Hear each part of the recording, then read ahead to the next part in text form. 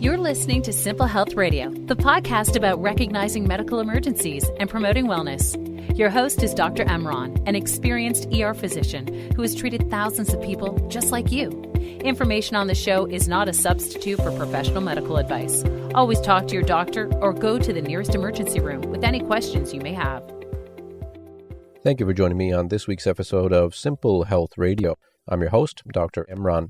On today's episode, I will discuss the case of a man I met recently in the emergency department. His name was George. George was a healthy young man. He was about 21 years old, and he came to the emergency department due to some bleeding that he was experiencing when he went to the bathroom. He was a little bit embarrassed. He didn't want to tell me the full story, but the way that he described it is that he noticed a pressure in the rectal area, and each time he would have a bowel movement, it became more and more painful, and then eventually he noticed large amounts of blood in the toilet. He tried some over-the-counter remedies, he tried Googling it, and he just couldn't get the answers he needed, and he finally came to the emergency department because he was bleeding so much, it was affecting his work, and every time he was going to work, it was staining his undergarments and his uniform.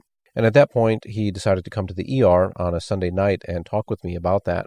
He had no risk factors. He was a healthy young man. He was not diabetic, had no history of hypertension. He denied any injuries. He was very clear that he didn't do anything that would have caused it, but he felt embarrassed that he even had these symptoms in the first place. I reassured him that I had seen cases like this before, and I advised him that I would need to examine the rectal area on him to be sure that we're talking about the same issue. He was reluctant, but he allowed me to examine him with a male nurse present, and when I examined, I automatically saw what the issue was, and I advised him that he had a very common but simple issue that would need a little bit of treatment and some follow-up to get rid of. This gentleman had hemorrhoids. Hemorrhoids are actually a very common condition worldwide. Millions of people suffer with them. There are different types of hemorrhoids. Some are very small and they're manageable with home remedies. Others become very severe and they require more aggressive treatment. Most people are embarrassed when they do develop hemorrhoids and they may hide it from their family members. They may not tell anyone about what's going on until it's more advanced, but ultimately it causes a lot of issues. For example, hemorrhoids can cause bleeding that will stain clothes. It can also cause other symptoms like infection because the rectal area is a little bit dirty. There are bacteria there, and it can cause some other complications that may be more difficult to treat at a later time. So first we'll define what a hemorrhoid actually is. Basically, a hemorrhoid is a vein. So the rectal area is circular. So the veins surrounding the rectum have to be flexible. They have to have a certain shape and elasticity. Now, in some patients, due to increased pressure, such as constipation, becoming pregnant, heavy lifting, or certain types of other work, the hemorrhoid tissue or the veins in the rectal area become swollen. When that happens, they bulge out into the anal canal. And that's when people actually can feel that there's a bump or a lump in that region. And whenever they have a bowel movement, it's actually very painful because there are nerves also surrounding that portion. Now, because it's a vein, it's full of blood, and eventually the body tries to decompress it. So there are people who will have bleeding constantly from the hemorrhoids as a way of actually getting it to be smaller, and then of course it fills up again because there's more blood coming right behind it. Now, in some people, they can actually develop a clot, which is called a thrombosis, and that's usually when people end up in the ER at 2 o'clock in the morning because they have no other choice. A thrombosis is more like a large blood clot. It becomes very discolored, purple or dark blue, and it's so excruciating. People can't even wear clothes. They usually are in my ER lying on their stomach because they cannot sit in a bed, chair. They just can't find a comfortable position. So oftentimes they're standing when I go talk to them, or they're on their stomach and they're in agonizing pain. Now, because it's a vein, there are other issues that can make them worse. So high blood pressure is linked with that. And as I mentioned earlier, pregnancy is actually linked with that as well. During pregnancy, a woman's body changes. There's going to be some weight gain, some fluid retention, but also some vascular changes, meaning that the way the blood circulates also changes. And then, of course, during the delivery, there's a lot of pressure on the rectal area. So over half of all women will have hemorrhoids during some portion of their pregnancy. Most of that is temporary, but some of that may become permanent and continue even after they deliver. Now, as we mentioned, on physical exam, it's pretty obvious. When a doctor looks in that region, they can see what's going on externally. But there are a couple of other things that we just have to rule out. For example, there could be a fissure. So a fissure is a tear. So it's not just the hemorrhoid tissue being swollen, but there may be a tear either in the skin or in the muscle layer right around the anal or rectal region. Those are very, very painful. They may act like a hemorrhoid, but they're slightly different. And then there could be abscesses, which are collections of pus, bacteria that get stuck under the rectal area or in the surrounding gluteal area, and that's a boil. It can fill up with a lot of infection, and then it may lead to what's called a fistula. Now, a fistula is a connection between two hollow organs, okay? So a fistula, again, is a connection. It's abnormal between two hollow organs. Think of it as a straw or a pipe that has a hole in it, and then it leaks into the pipe that's next to it. So, for example, if it was in your kitchen sink, perhaps the wastewater pipe suddenly has a small hole for some reason, and it leaks into your water pipe that goes to your dishwasher. Well, if you run the dishwasher, you're going to find the wastewater is going all over your dishes, and you're going to realize this came from some other source. And that's basically what a fistula is. It could be a connection between the intestine or the rectal area up towards the bladder. It could also be a connection into the vaginal area. It could also be a connection out towards the skin, in which case there would be this oozing situation where people will develop brown, discolored, very smelly discharge, which is actually the fistula, and it's causing the stool and all the parts around it to actually stay infected. And those people will generally come in right away because they can't figure out what's going on, and the smell and the pain and the swelling becomes worse over time.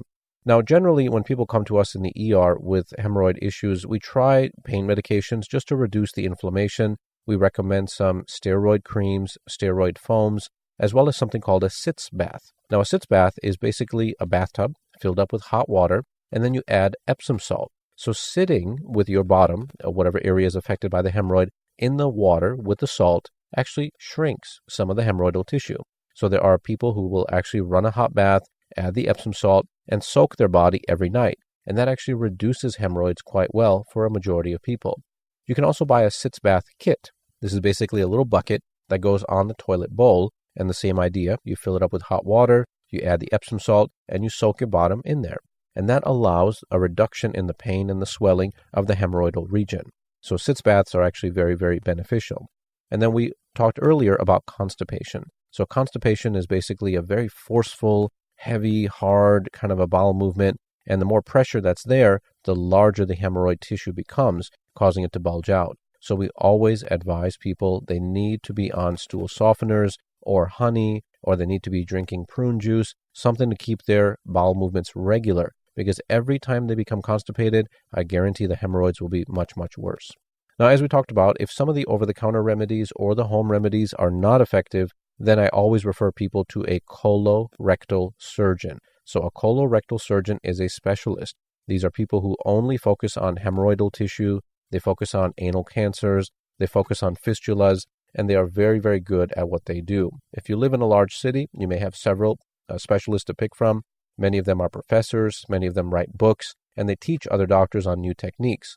If you live in a smaller city or in a rural area, you may not have a colorectal surgeon easily available, but definitely a general surgeon could assess and then decide if they need to do surgery at that point. Some of the treatments for hemorrhoids do include surgery to excise or cut out the blood clot like we talked about when it's thrombosed. Other methods are banding, where they basically apply similar to an elastic band at the base of the hemorrhoid to basically shrink it and show that way to reduce the swelling around it.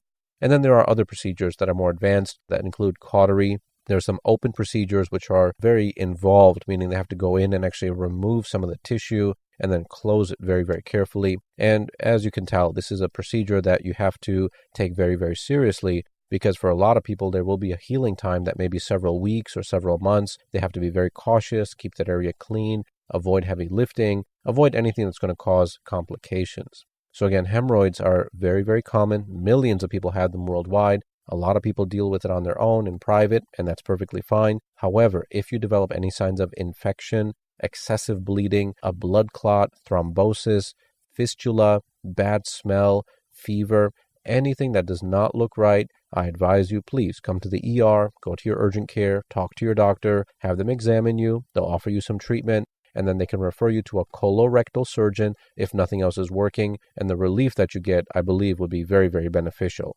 So I do hope that you get some benefit out of listening to this week's episode. You can follow us on Instagram. We have a very active following there. You can send us information about any resources that you may have regarding hemorrhoids, or other people that you know who've gone through hemorrhoid surgery, or other home remedies that may be effective. We love to share those with our followers as well. If you have any questions, you can always send those to me via our social media as well. And I do look forward to having you all back on a future episode.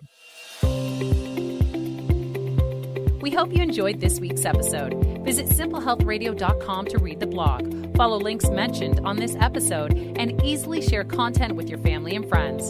Subscribe to the show on iTunes, Spotify, YouTube, Spreaker, iHeartRadio, and the 3 and Out Radio Network. Be sure to connect with Dr. Emron on Twitter, Facebook, Instagram, Pinterest, and Tumblr to send us your questions and ideas.